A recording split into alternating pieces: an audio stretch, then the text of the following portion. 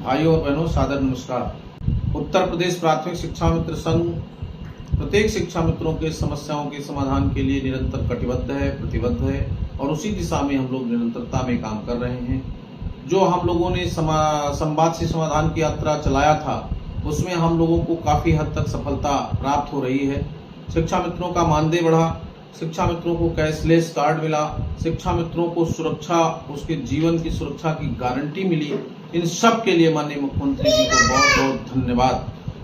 परंतु अब शिक्षा मित्रों के अस्थायीकरण के तरफ हम लोगों को बढ़ना है और उस दिशा में अभी हमारी तमाम छोटी छोटी समस्याएं हैं जिनका हमें समाधान कराना है। जैसे 62 वर्ष का सेवा काल बहाल हो, हमारा स्थानांतरण जो रुका हुआ है वो स्थानांतरण नीति लागू हो, हमारे अंतर जनपदीय स्थानांतरण से बच्चों को आच्छादित किया जाए। इन तमाम समस्याओं के लिए हम लोग निरंतर प्रयासरत हैं और अब शीघ्र ही उसमें जनगणना समाप्त हुआ है।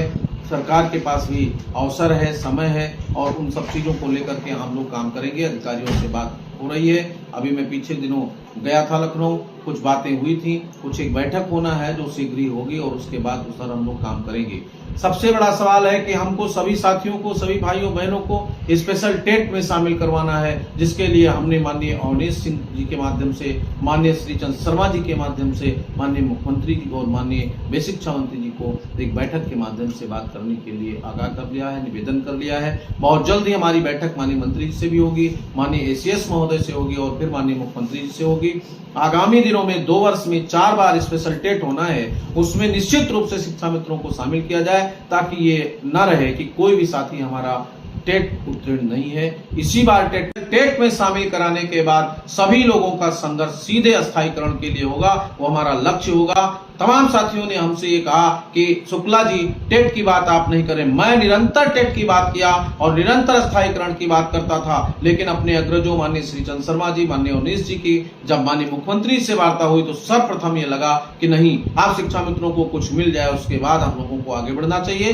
निश्चित रूप से हमारे 60,000 साथी टेट पास हैं। आगामी दिनों में भी टेट की परीक्षा में तमाम लोग उत्तीर्ण हुए हैं और आने वाले दिन में हमारा 100% शिक्षा मित्र टेट उत्तीर्ण होगा। स्पेशल टेट के माध्यम से, टेट की परीक्षा के माध्यम से, सीटेट के माध्यम से, और उन सब को लेकर के हम लोग अस्थायीकरण की मांग को आगे बढ़ाएंगे।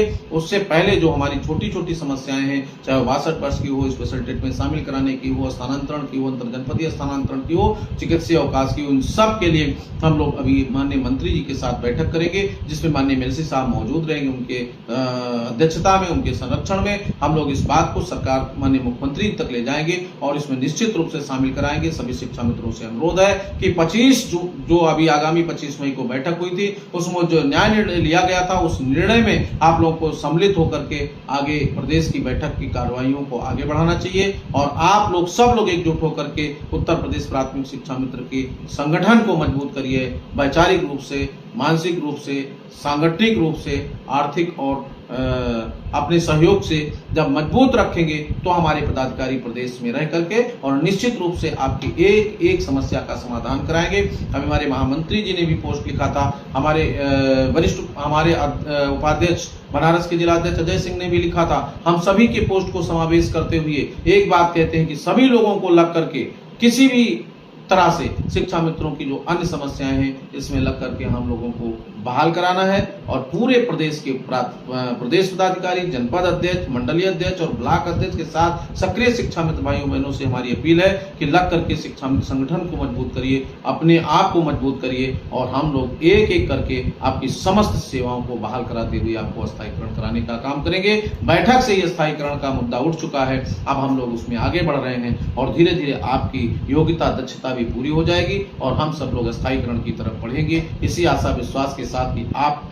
एक कदम हमारा, आपका बाकी सफर हमारा और हमारी योजना रचना पर आप निश्चित रूप से खरा उतरेंगे और हम सब मिलकर के एक दिन अपने सपनों को साकार करेंगे और सभी शिक्षा मित्रों को अध्यापक बनाएंगे। अभी जो सैलरी अकाउंट की बात आई है, MOU हुआ है, उस पर सभी से अपील है कि सभी लोग SBI में अपना सैलरी अकाउंट का जो फॉर्म आया है उस फॉर्म के माध्यम से खाता खुला करके अपना, अपने बच्चों का, अपने परिवार का भविष्य सुरक्षित करें। इसी के साथ बहुत बहुत धन्यवाद। जय हिंद, जय भारत।